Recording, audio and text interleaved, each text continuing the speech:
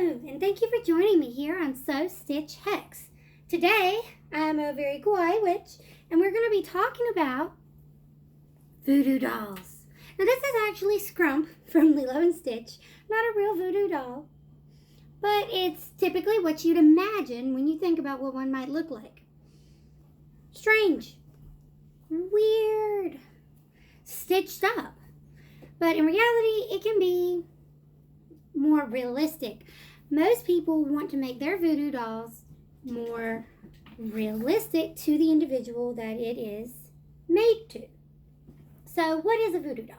Well, a voodoo doll is a type of poppet or doll, and a voodoo doll, which means or comes from the voodoo practitioner, and voodoo meaning the spirit of God. Well, as a type of poppet, you might want to know, what is a poppet? Well, a poppet is made from any random material. A poppet is made from natural or fake. I usually make mine with whatever I have on hand. I actually have two poppets with me today. I have the poppet I made for my departed sister. Hers is made with yarn and random fabric that I just happen to have. And then I have my personal poppet, which looks just like me, just tiny. And she even has a little hat to match mine. Boop. And she has a little cape that kind of matches mine. Mine's more pink, but I used what I had. And so this is a poppet. See, it's made from random silk and lace I had because it's very me. This is what my poppet looks like. And she will wear her little hat. And she has bows in her hair. It's a poppet I've had since I was younger. And I used to carry her around just because I liked having her, and her presence made me feel better. Having her around, I would put my anxiety into her, and then I would feel better. She would pull the anxiety from me. So that's what I used her for. You don't have to use a poppet for this intention, but poppets don't have to be like crazy. Now, what's the difference with a voodoo doll? A voodoo doll is generally made from natural materials. Now, what do you mean natural materials? It can be literally any natural substance. You can make like little grass dolls, like you see the little worry dolls from like Malaysia and the cute little shop that I went to in Myrtle Beach called Yours and Mine. They have the little natural dolls that are just precious.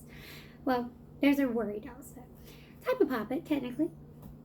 But you would make it from like natural materials. So you could use things like corn husk. From the area I'm in, I would probably use something like corn husk. I could use lemongrass, but I'm allergic to grass and anything related vaguely to grass, so I probably wouldn't do that. You could use twigs. I've done that. That one's easy. You could do twigs. You can use flowers. Pretty much any material. Technically, if you had processed hemp material, you could use like that type of fabric to do it.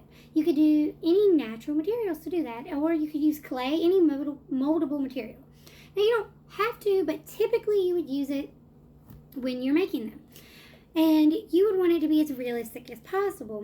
Most practitioners who make voodoo dolls will make the spine, and they will stuff it with natural materials like feathers or like real cotton or other things like that.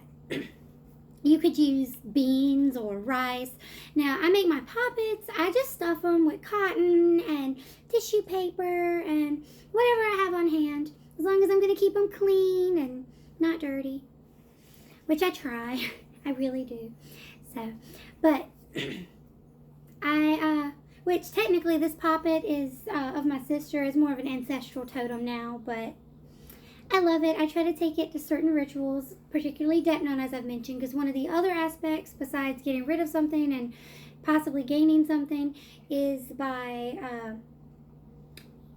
honoring your ancestors, honoring the recently passed away, hoping that anyone who may have had problems isn't going to come up and try to attack you in the afterlife. Another thing that you can do when making your poppet or when making your voodoo doll, is to incorporate things that were relevant to that person. Specifically, you could do some personal concerns or tag locks, as they've been referred to as. Those could be things like hair follicles, just pluck a couple strands out. I didn't really just pull my hair out. Fingernails, blood, clothing that they've worn, clothing that used to be theirs, and maybe cut it into tiny clothes. I'll usually use a tiny piece of the cloth to make a tiny little like shawl or something, but like with this, I just used fabric that it was in my room. I made bags out of it. It was the same fabric I used all the time because it was so pretty, and I got it on clearance at Walmart because that's where I get all my things, is on the clearance table. You never know what you'll make when you don't know that that's what you're gonna get. So I use that to make her thing. I use what was remainder of my hat for my Poppet, even though this Poppet is ancient. Had her since middle school. She's at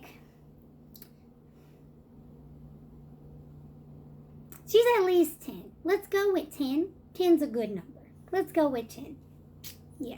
Let's go with 10. She's my Poppet. She's just been added on to, like, over time. I gave her new hair. I gave her more hair because I have lots of hair.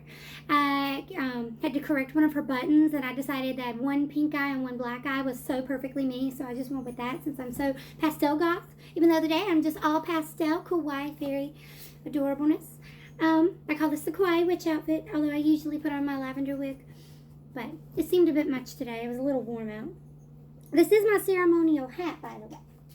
I made it myself, and I only finished it recently. It's based off Jeannie J's Strawberry Witch on Etsy and Instagram. It's precious. But anyway, like, you can add these personal items to add more connection to your Poppets and your voodoo dolls. Like my doll here, I gave her a little stuffed animal that resembles the stuffed animal that my sister had. It's on a direct link, but as she had passed, I just needed this thing, which I made before to try and help her, but it didn't really help her.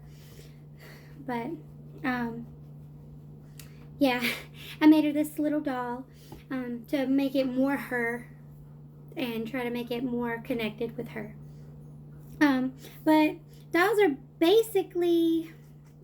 these dolls are basically used to aid in the magic. They can represent the person. Just like in Reiki, as one of my friends explained, you can do the Reiki on yourself and then to send the energy to the other person. Same thing here, you can do the activity on the doll to send it to the other person. So say you wanted to alleviate their head, you could have pins in the head. You could have, they have a stomach ache, you can have pins in the stomach, because the pins aren't to cause pain, they are to alleviate certain things. Maybe you're actually putting pins in to bring fortune for a certain thing. Maybe you're trying to help them get love. Maybe you're trying to help them with money issues. You're trying to help them have clarity in their mind. Maybe you're doing these things, which that's great. I love helping everyone out. So fantastic. Even though I only have these two Poppets I regularly use, I will make like throwaway Poppets that are like tiny, and I do always sew mine because I find it very important. Every stitch is this person, this is who I'm making, this is what they're for. Every hair follicle is more intent. I just think about that person, what they mean to me, what they've done to me, how they've been around me, what they've been going through, how I want their situations to turn out. And every stitch is every bit intent. And that intent is very powerful. Dolls have been mentioned to be instruments of this intent. And by adding as much detail as you can, the more intent you can infuse into it, the more power you can give the actual vessel that you're trying to use. I personally do the sewing in a tiny little thing. If I can't have something they've actually worn, I'll legit just make a mini version of something they wear all the time. Maybe it's the color, or maybe it's how I see them. Because I will regularly see someone, say it's someone who was really rude, really mean. I will use something like, maybe I see them and they make me angry, so I'll give them like a red shawl. Because I see them and they just anger me so much. I've done that where I made the doll and I give them the little red shawl, and I'm like, this person makes me angry, so they get red because I represent them with this anger. I want them to be gone. So I'll basically bind the doll, kind of like the craft with the I bind you, what was it? I bind you, Nancy, from doing harm against other people and harm against yourself. Kind of like how they did in the craft. I'll just bind them from causing harm to me, from talking to me. I'll be like, I want you to go away. Just leave me alone. Just leave me alone. I don't need anything bad to happen to you. You particularly, you can just leave me alone, and then I won't be angry. And then I'll be so much happier. That's one thing you can do. You can use them in binding. You can use them in curses. You can use the dolls in curses. You don't have to use them for good things, although lots of people use them in good things. And I just have myself most of the time, so of course I use it for good things. I try to invite her to rituals, myself and the sister. I invite myself to rituals. I invite myself, like if I'm going to go to do something special, I'll bring her with me and just have her nearby. Because I want her to experience the level of joy and excitement that I do, and hopefully she'll have a happy life. Like, that's what I want. That's why I'll make her new accessories. Occasionally I'll try to straighten out her hair, maybe give her a new hairstyle, although I generally stick to the same half pony because it's just super cute on her, and she knows that. That's why she has that in the tiara. But you can do other things. The color of the pins is important. The color of the material you use to make the doll in itself could be important. You can anoint it with oils. You can use herbs like, I saw a spell the other day on the internet about using just patchouli root, cedar chips, rose petals for healing. They probably had needed more ingredients, but they only listed the 3. And you can go simple. I usually throw like the biggest book I have, I throw that and a couple note cards out, whatever the problem is, and that fixes it. But you can do other things too, like you can take the doll and pull a Lilo. Put the Poppets, which were her little forks, or sporks, I think it was, and put them in the vinegar juice, which was the jar of pickles, and shake them up. Really shake up their life. Really make it difficult. Cause them problems because they're sour people and they're in a sour situation. Really give them that bitter taste. Give it back. You can do that too. You don't have to use it for good. I just list good things because I have my own personal doll, and that's who I use the most. And so I do good things. I try not to hurt myself on purpose. But you can always do something like a curse. You can always bind the doll into a bad situation. You can always ask for it to have these bad situations. You don't have to have it be a good thing.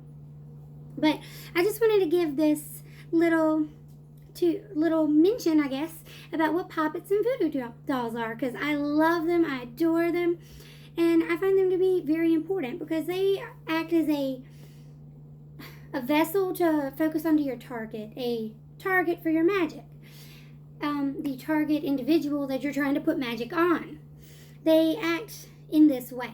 They are just another tool to use in your arsenal if you'd like, and another way to help someone who isn't there with you physically, or who you don't want to be there with you physically, or who just can't be there with you physically. And so, thank you for watching today's video on voodoo dolls and Poppets. Alright, I've been here for Sew Stitch Hex. I'm Miss Izzy, and I hope to cast the spell with you in the next video.